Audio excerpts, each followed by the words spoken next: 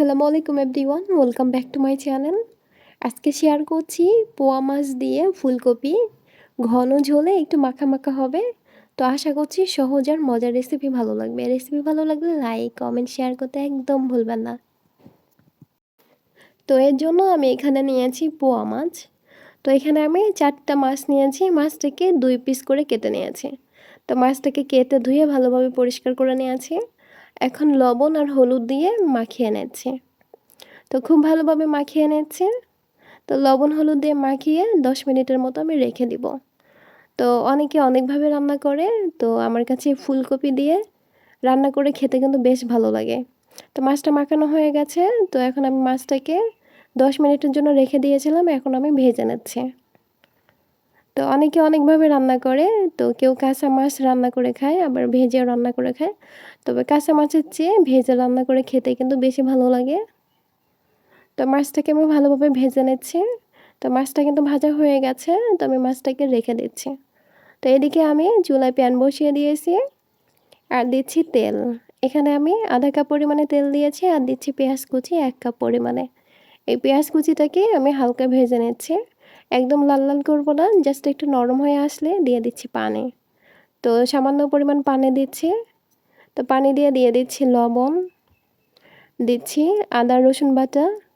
এটা হচ্ছে ফ্রোজেন করা, একটু বরফ জমে গেছে। তো 1 চা চামচ করে আমি আদা রসুন বাটা দিয়েছি। আর দিচ্ছি হলুদ গুঁড়ো 1/2 চা চামচ পরিমাণে, ধনিয়া গুঁড়া দিয়েছি 1 চা চামচ পরিমাণে, আর লাল মরিচের গুঁড়া দিয়েছি 2 চা চামচ পরিমাণে। বেশ উঁচু করে, একটু ঝাল ঝাল হবে, তো ঝাল ঝাল না হলে খেতে ভালো লাগে না। তো এখন মশলাগুলোকে আমি কষিয়ে নিচ্ছি। তো 2-1 মিনিট মশলাগুলোকে কষিয়ে নিচ্ছি।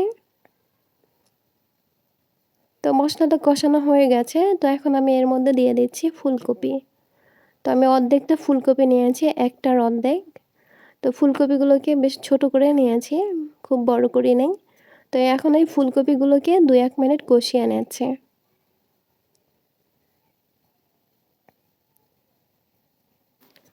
তো কষিয়ে নেওয়া হয়ে গেলে দিয়ে দিচ্ছি পানি। এখানে আমি 1 কাপ পরিমাণে পানি দিয়েছি। তো এখন আমি ঢাকনা দিয়ে 2 মিনিটের মতো সিদ্ধ করে নিচ্ছি। তো ফুলকপি সিদ্ধ হতে খুব বেশি টাইম লাগে না। তো 2 মিনিট পরে আমি ঢাকনাটাকে তুলে নিয়েছি আর উল্টে নিচ্ছি। তো এখন আমি এর মধ্যে দিব টমেটো।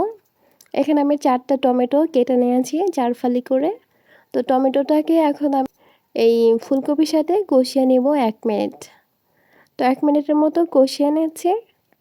তো কষানো হয়ে গেলে এখন আমি এর মধ্যে পানি দিব। এটা হচ্ছে গরম পানি। তো ঝোলের জন্য আমি পানি দিয়ে দিলাম পর্যাপ্ত। তো এখন ঢাকনা দিয়ে ঢেকে আমি বলক তুলে নিচ্ছি। তো বলক এসে গেছে। তো এখন আমি এর মধ্যে দিয়ে দিব ভেজে নেওয়া মাছ। তো মাছগুলোকে আমি এর মধ্যে দিয়ে দিচ্ছি। আমার এই সহজ সহজ আর মজার রেসিপিগুলো ভালো লাগলে লাইক কমেন্ট শেয়ার করতে একদম ভুলবেন না। আর যারা সবসময় সাপোর্ট করেন ভালোবাসেন, তো সবাইকে অসংখ্য অসংখ্য অসংখ্য ধন্যবাদ। তো মাছগুলোকে দিয়ে দিলাম। তো মাছগুলোকে আমি একটু আলতো হাতে উল্টে নিচ্ছি। তো এখন দিয়ে দিচ্ছি কাঁচামরিচ। কাঁচামরিচ দিয়ে ঢাকনা দিয়ে ঢেকে দিব। ঢেকে 2 থেকে 3 মিনিট আমি জাল করে নেব। তো এখন আমি ঢাকনাটাকে তুলে নিচ্ছি। এখন মাছগুলোকে আলতো হাতে আরেকবার উল্টে নিচ্ছি। তো মাছগুলো কিন্তু অনেকটাই সফট, তো বেশি তাড়াহুড়া করলে কিন্তু মাছগুলো ভেঙে যাবে। জাস্ট আলতো হাতে মাছগুলোকে উল্টে নিতে হবে। তো এখন দিয়ে দিচ্ছি ধনিয়া পাতা আর দিব ভাজা জিরার গুঁড়া। তো 1 চা চামচ পরিমাণে ভাজা জিরার গুঁড়া দিয়ে দিচ্ছি। তো মাছগুলোকে আমি আর উল্টাবো না। তো এখন আমি মাছগুলোকে এভাবে ঘুরিয়ে ঘুরিয়ে ভালোভাবে মিশিয়ে নিচ্ছি। তো এটাকে এখন আর জাল করার প্রয়োজন নাই, জাস্ট 1 মিনিটের মতো জাল করে নিয়েছি। তো এখন আমি চুলাটাকে বন্ধ করে দিয়েছি। তো ব্যাস, এই তো হয়ে গেল আমার আজকের রেসিপি। এটা গরম গরম ভাতের সাথে খেতে কিন্তু খুব ভালো লাগে। তো আশা করছি সহজ আর মজার রেসিপি ভালো লেগেছে। তো রেসিপি ভালো লাগলে লাইক কমেন্ট শেয়ার করতে ভুলবেন না। সবাই ভালো থাকবেন, সুস্থ থাকবেন।